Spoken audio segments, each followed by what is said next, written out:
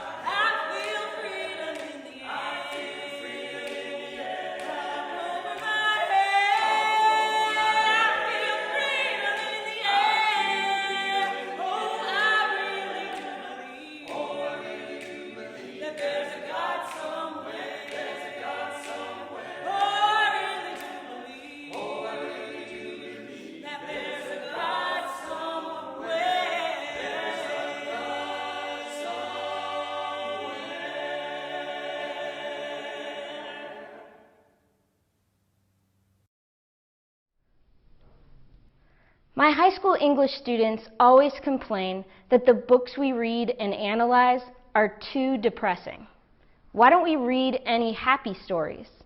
I tell them that the challenges these fictional characters face cause epiphanies and are the reason that they change and create a story. If their lives were always smooth, there would be no reason to evolve.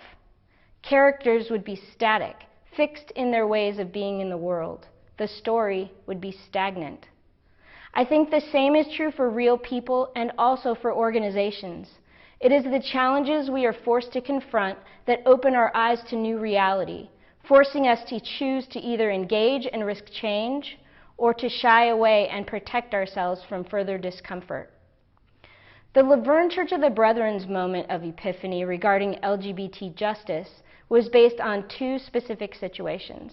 The first was when our senior pastor, Chuck Boyer, had been elected moderator for the 1993 annual conference. In his transitional year, in an interview by Messenger magazine, Chuck stated very matter-of-factly that, "I personally am ready to accept gay, lesbian, and bisexual people into positions of leadership in the church," a radical statement at that time in the life of the church. This was not the first time that Chuck had supported the LGBT community. He had been a part of the Brethren Mennonite Council Committee of Pastors in the church exploring LGBT inclusion as early as the late 1980s. But this was the moment that he registered his support publicly in a way that was clearly visible to the larger denomination. The backlash from the denomination was immediate and hateful. Chuck received death threats, petitions demanding his resignation, and threatening cards and letters to both his office at the church and to his home. It was a shocking dose of reality to many in the congregation and made real the experiences of rejection and hate that were a constant to those in the LGBT community. At the same time, there was a group of parents in the congregation whose children were in the process of coming out. These families recognized their own need for support and their desire for our church to be a safe space for all LGBT people and their families. It was these two moments that moved the church from a position of passive awareness to one of justice-based action. Church commissions went into motion. Christian Education hosted a series of LGBT education nights, which involved presentations and great discussions. A support group was formed for LGBT families, and a group went to work developing a church welcome statement which clearly incorporated the inclusion of sexual orientation and gender identity. All of this work moved the church forward, and the congregation celebrated its decision to become a member of the Supportive Congregations Network of the Brethren Mennonite Council, publicly affirming its commitment to the LGBT community in 1995. I was a college student at the time all of these events were occurring, but they felt familiar to me. What I realized as I reflected on the journey our church has taken to become a more inclusive community was that this path we have taken as a congregation is one that I witnessed several times in the church. I was a child when we made the decision to become a sanctuary church, offering shelter for persecuted people from Central America in the early 1980s. And that same recipe of awareness, education, and action shaped me as I grew up in this congregation. What the church was teaching me was that when my worldview gets challenged, as uncomfortable situations arise, here is a way that we can respond. You meet a challenge first with curiosity. You place a high value on education and understanding. You recognize the gift of difference and connection. And most importantly, when you are ready, you speak out boldly. These are the common elements of justice work, and I learned them at the knee of this church. Our history as a justice-seeking community offers many examples of these moments. Our experience with the sanctuary movement, our development as an inclusive community, are all opportunities for us to stretch and grow. Our beliefs demand that we as a congregation continue to be willing to step into uncomfortable situations, to be humble and learn about what we do not know to be our experience and seek to understand. The Laverne congregation has come far, and I am proud of our history, but there is more work to be done. Our country is facing a reckoning of racial justice, and we are ready to take the risk and join in solidarity with those seeking justice in the church and larger community. Learn, change, grow. These are the elements of a great story, with the next chapter still yet to be written. Hey kids, my name is Erin, and I'm here with you for Children's Time today. Let's talk about bravery. Bravery means doing something even though it feels scary. It's okay to be nervous or scared or feel afraid when you're about to do something that feels hard or that's new. But sometimes these things that scare us and make us nervous and require us to be brave, those things can be the things that help us grow and have fun and be really happy. Like for me, I feel really nervous and scared when I'm about to meet a new person. I have to be really brave to go introduce myself. But if I go talk to somebody new, then I might make a new friend. And that's really exciting. And also, I felt nervous the first time I was gonna ride a scooter. Not just the first time, the first few times I tried. I was afraid I was gonna fall off. But I was brave and I tried it. And then as I got better and practiced, I learned to go really fast. And it was so much fun to go really fast. I bet you've been brave before. Can you think of a time when you were brave? What did it feel like at the beginning during the scary part? Maybe you had some butterflies in your belly, or maybe your heart was beating really fast. Those are both things that happen to me when I feel scared, nervous. But then how did you get brave? Maybe you looked around and you saw people supporting you, and that made you get the courage to be brave. Or maybe you took some deep breaths. Sometimes I close my eyes and take a couple deep breaths when I feel scared. Helps me be brave. Bravery is something we can practice, that we can get better and better at.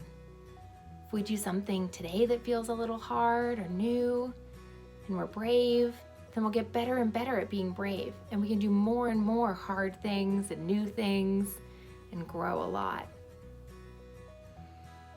Sometimes when I want to be brave, but I feel scared, I read one of my favorite books. It's by Gabby Garcia, and it's called I Can Do Hard Things. I just want to read a few pages for you today, just some of my favorite parts. Hard things are about what we think, feel, say, or do. And what's hard for me may not be hard for you. That part's important. We're all different, so sometimes things seem easy for you that are hard for other people. You are you, and I am me. We walk through the world differently. Trusting my voice helps me find my way. I grow braver and stronger every day. The tough stuff I face is all my own. But I can also remember I'm not alone. I'm ready for the hard things I have to do. And please remember, so are you. Thanks for talking to me about bravery today. Hello, I am Penny. And I'm Emily. And I'm Sebastian. And I'm McDade. Today we're reading from 1 John chapter 4, verses 20 to 21. Those who say, I love God, and hate others are liars. For those who do not love others whom they have seen cannot love God whom they have not seen. The commandment we have is this: those who love God must love each other also. We have long been a church, correct that, a congregation of openness, a congregation of support, and a congregation of affirmation. And as we celebrate Pride Sunday as part of Pride Month, we continue as a body to progress towards being a congregation of justice. And justice is intersectional. Justice requires leadership. We know that we are a church of leadership in a space that is not always welcome. As I bask in Pride Month, the question that I think remaining before us is, for whom do we seek justice? For whom do we seek to be open? This last year has brought to the forefront many of the pains that some in our community face, and the church, rather the congregation, has responded. But the request for equality and equity and justice cannot exist in a single framework. Our call to be Christians, to model Christ-like behavior, has to bring about the work of recognizing the intersection of justice. Justice does not exist in isolation, nor does it discriminate. As we seek to celebrate our pride and advocate for a just society, let us remember that we cannot separate our calls for justice for our Black community and ignore our gay community. Nor can we ignore our Latinx community or our Asian community. Our true pride is wrapped up in our intersectional humanity. As the scripture says, we cannot claim to love God and not love God's children and creations in all their glory. We cannot ignore or choose one injustice over another. We just as we cannot choose one oppression over another. The complexity of being Christian and of being in love with God is that we must see past the physical beings created in God's image and see that we're all made of the image of God. Our call is to ensure that we pursue love and justice in the name of all. As an adaptation from Mark Lamont's Hill writing, to be nobody is to be vulnerable. In the most basic sense, all of us are vulnerable. To be human is to be susceptible to misfortune, violence, illness, and death. The role of the church, however, is to offer forms of protection that enhance our lives and shield our bodies from foreseeable and preventable dangers. Unfortunately, for many citizens, particularly those who are marked as poor, Black, brown, immigrant, trans, or queer, church power has only increased their vulnerability, making their lives more rather than less unsafe. This system we have that we face as individuals and as the church is designed to pit the vulnerable against each other. And as we know all too well, the church has been extremely complicit in that work. Too often we pick one group over another. We choose one cause at the expense of another. We challenge for civil rights for one group while ignoring the same that others seek those same rights. There is something oddly strange that there has to even be a conversation about civil or human rights. But it is designed as such so that we believe humanity is like pie, that there are only so many slices to be had, and me getting mine means you do not. We forget, or those in authority and power choose to ignore, that love is infinite, justice is infinite, humanity is infinite. Lest we fall into the trap of competing among the have-nots so that the haves can remain on the sidelines, unchallenged and unthreatened. Love, justice, and humanity are not pie. We want to love all, those whom we have seen and those yet to be seen. That brings pride into its full being. Amen. As we continue to deepen our engagement with racial justice and healing, I'm learning how important it is to care for our heart, mind, and body at the same time. Psychologist Resmaa Menakem, in his book My Grandmother's Hands, explains that a key ingredient of healing from racialized trauma is for us to learn how to settle our nervous system. And that means learning how to settle our vagus nerve, which is the largest nerve in our system, which communicates between this ancient or reptilian part of our brain and all of our organs, our heart, our stomach, our lungs. And its job is to help our system know if there is danger or if there is safety. And it operates completely separate from the thinking part of our brain. And so when our body just senses danger, like the stress associated with talking about racism or queer oppression, our body may respond with flight or fight or freeze, and the thinking part of our brain and our emotional intelligence is just less accessible. And so in an effort to be safe, our body goes into protective, anxious, defensive, or violent modes, which make racial healing difficult. And so in order for us to be fully present for racial justice and to create pathways for healing, Resmaa Menakem invites us to learn how to settle our bodies. Because this nerve is not connected to our frontal cortex, we can't think our way into calm.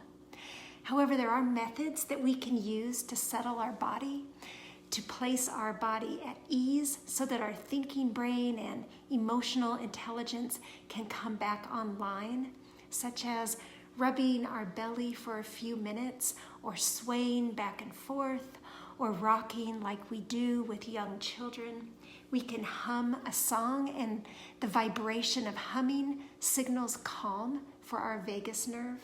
And one that I use often is using our breath to settle our body.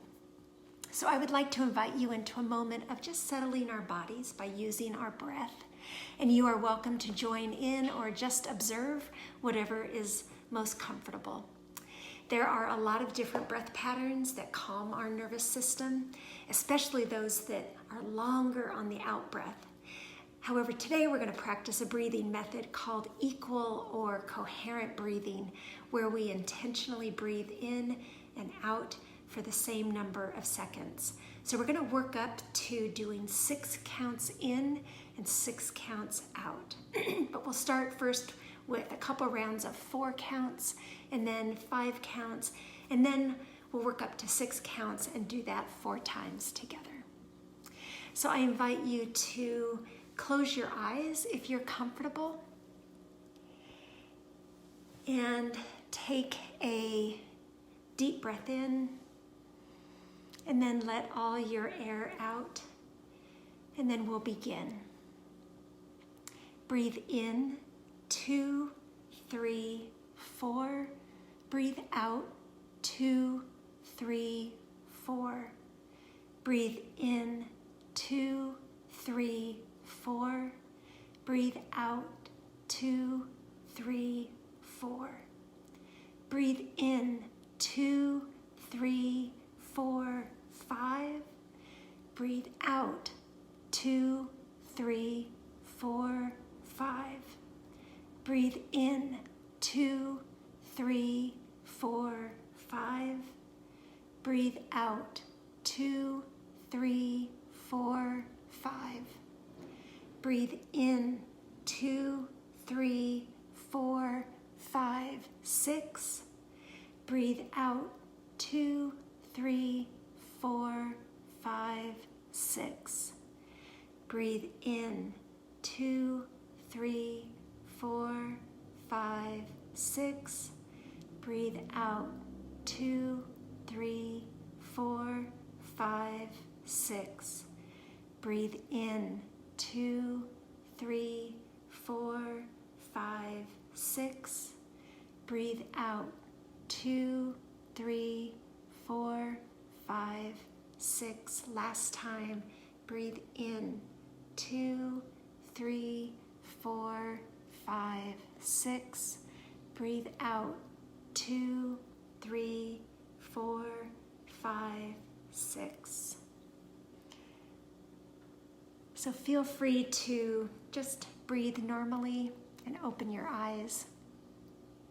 And I invite you to place one hand over your heart and then the other one on top of that. And together in community, let's take one breath in and one breath out.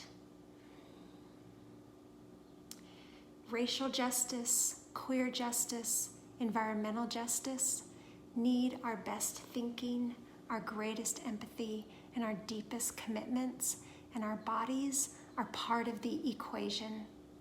When we settle our body, we have the chance to be more present for difficult work of healing and justice. And as a faith community, a settled body also allows us to be more present and open to the leading of God's Spirit.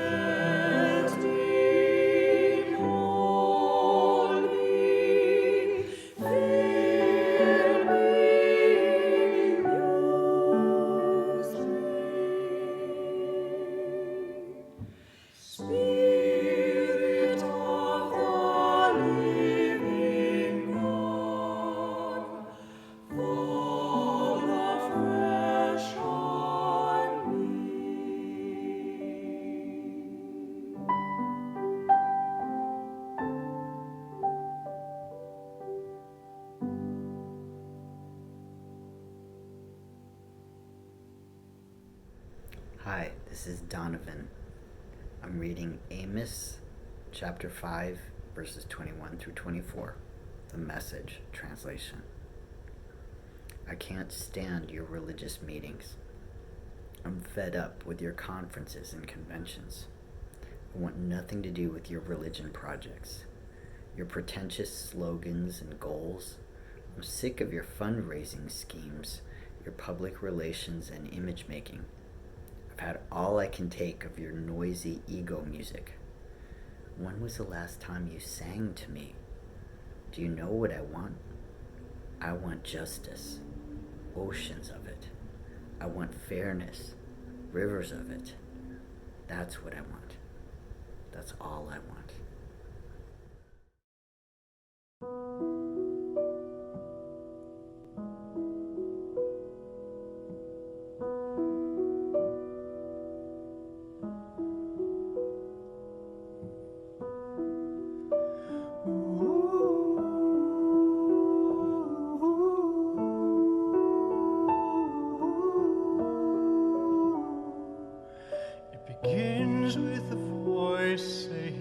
listen, begins with a voice crying, "Hear me out."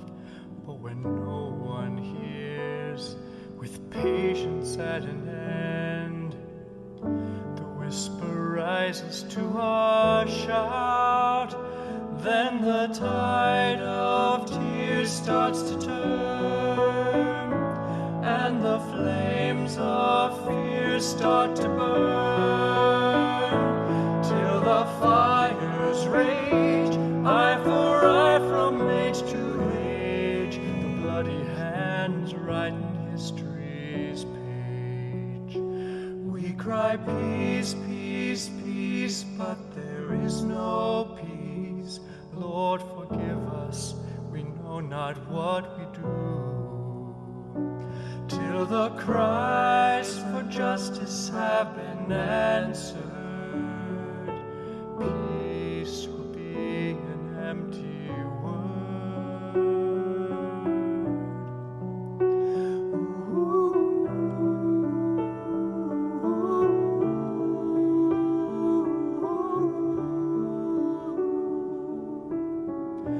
Until the sun sets on our hatred, until the sun sets on our greed, until the empire's walls start to crumble, and we learn again to see our neighbor's need.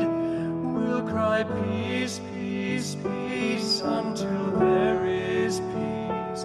Lord, be with us, for what else can we do? Till the cries for justice have been answered, and peace has had the final word.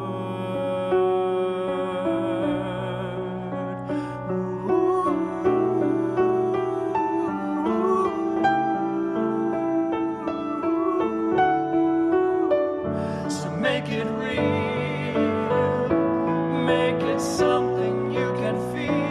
Look up higher, for something cool to quench the fire. Let the raindrops fall in the form of prayer. Let the rivers rise in the deeds we dare. Rivers gonna rise up, rain's gonna fall. Rivers gonna rise up, rain's gonna fall. Rise up, rain's gonna fall. River's gonna rise up, rain's gonna fall.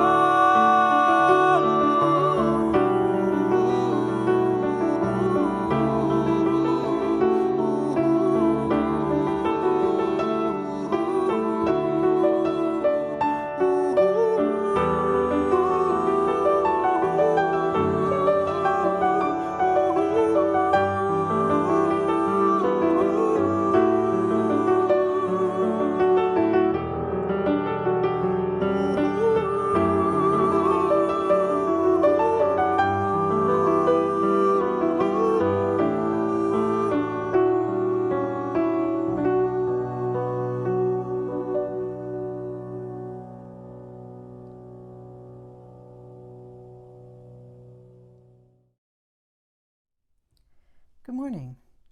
My name's Carol Wise, and I'm currently the director of BMC, the Brethren Mennonite Council for LGBT Interests. I first want to offer my deep appreciation for this congregation and for your support and good and hard work that you've done over so many decades on behalf of queer justice.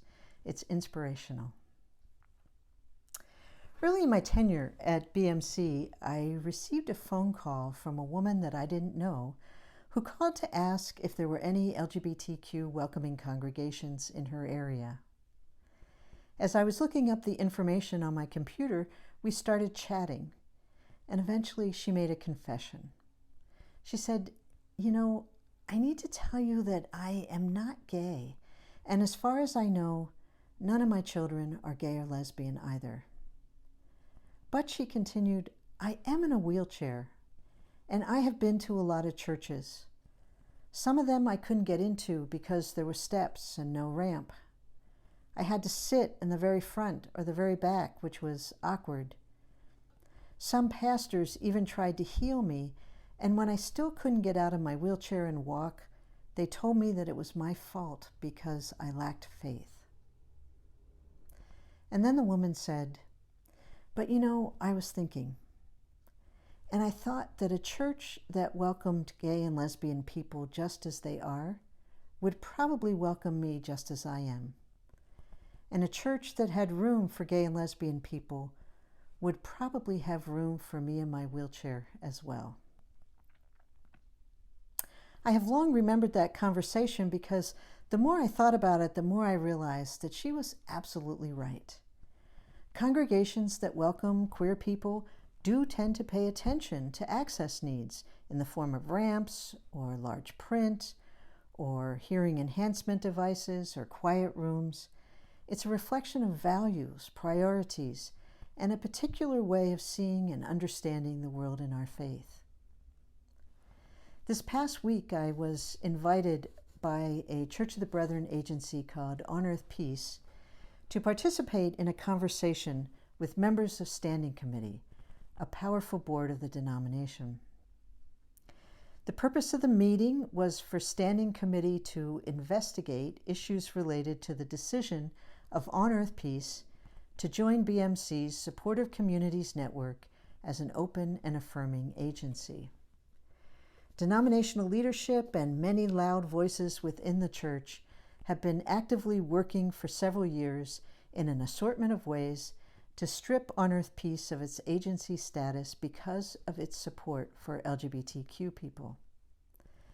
The decision by On Earth Peace to join the Supportive Communities Network was viewed as an act of willful defiance, a violation of church rules, and a malevolent disruption of church unity.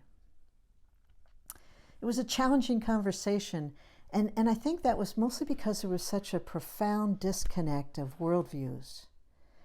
Standing Committee members were diligently focused upon church policies and polities and rules, scrutinizing On Earth Peace for potential violations.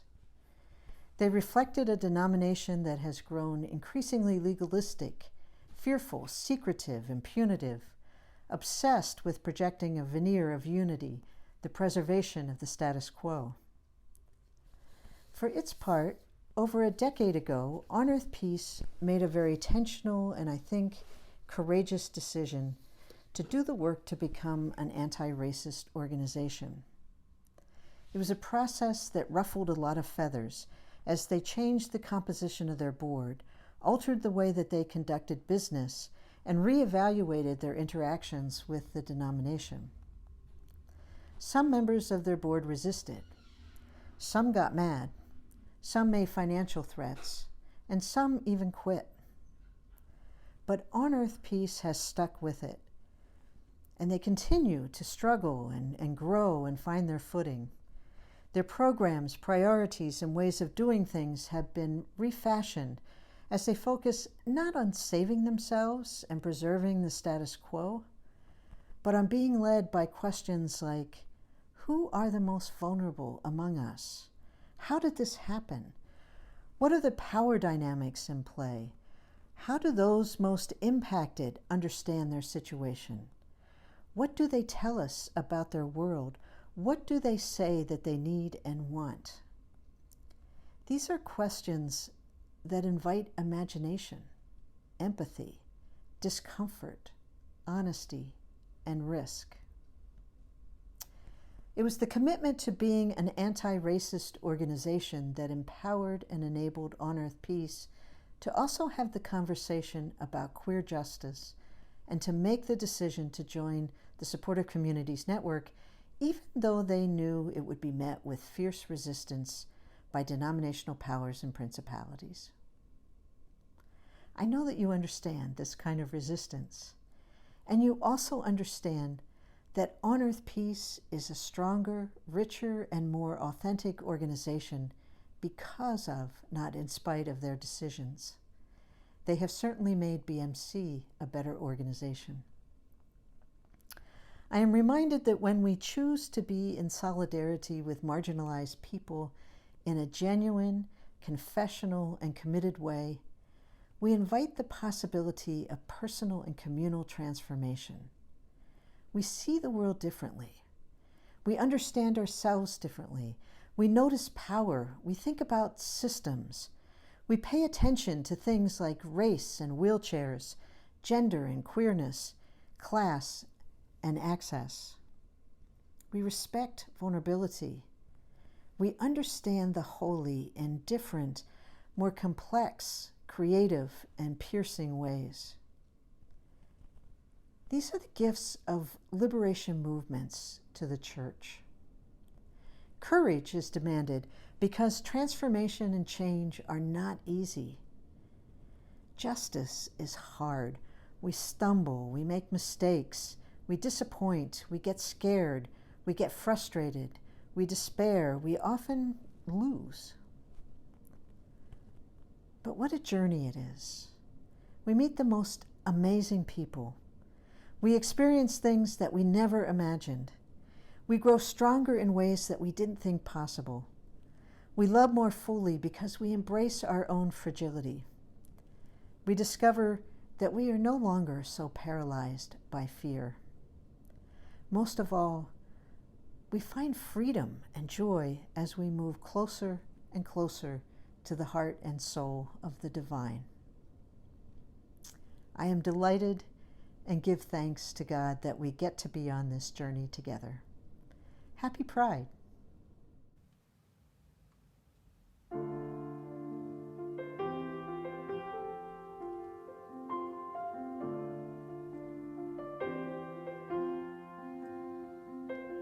This is the sound of one voice, one spirit, one voice, the sound of one who makes a choice. This is the sound of one voice. This is the sound of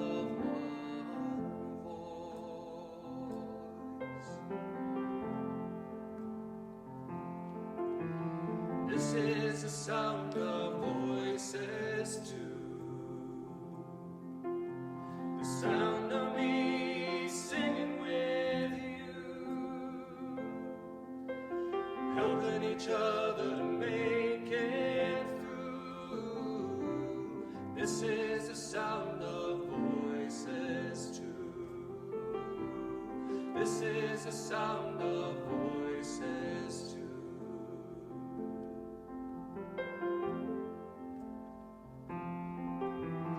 This is the sound of voices three, singing together in harmony, surrendering to the mystery. This is the sound of voices three. This is the sound of voices three.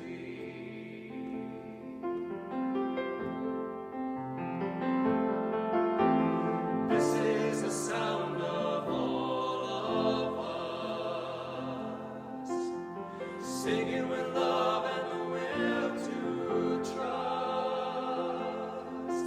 Leave the rest behind, it'll turn to dust. This is the sound of all of us.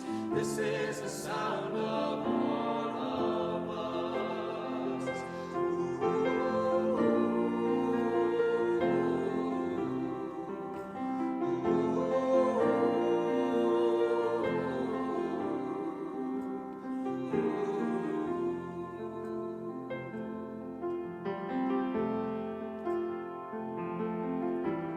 This is the sound of one voice, one people, one voice, a song for every one of us. This is the sound of one voice.